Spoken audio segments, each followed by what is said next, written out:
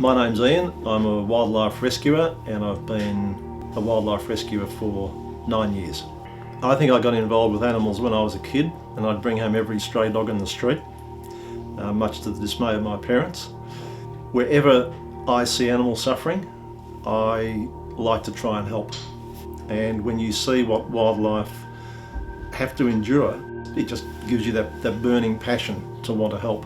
Yeah, we just know how hard it is for these guys to survive. They're trying to live in a world that is their habitat's been destroyed by human behaviour. They're getting hit on roads by motorists. They're getting caught in fencing, which we erect. Farmers are out there shooting them on their land because there's this misguided perception that they're pests in terms of kangaroos. So they really do it tough.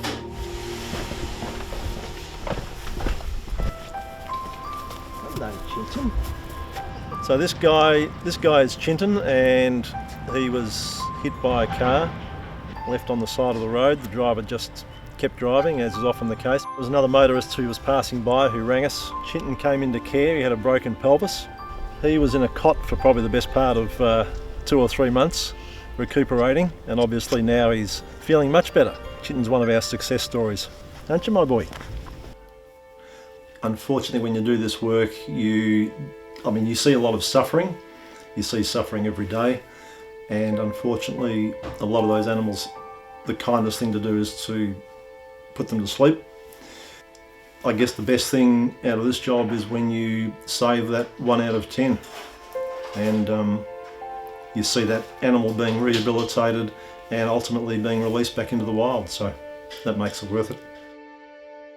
I've been involved with animal welfare at the ASPCA, where you're exposed to domestic animals. I volunteered with Animals Australia for the best part of 10 years, getting involved there in a lot of their important work, including live export and different factory farming issues. Now I'm involved with wildlife rescue and wildlife care.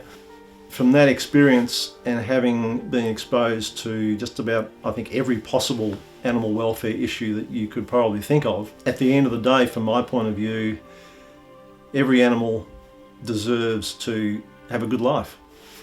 And I think we as humans have an obligation and a duty of care to treat all animals humanely.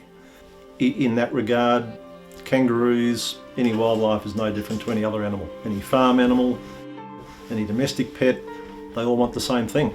And so from my experience, it's time that we understood that all animals deserve to be free of suffering.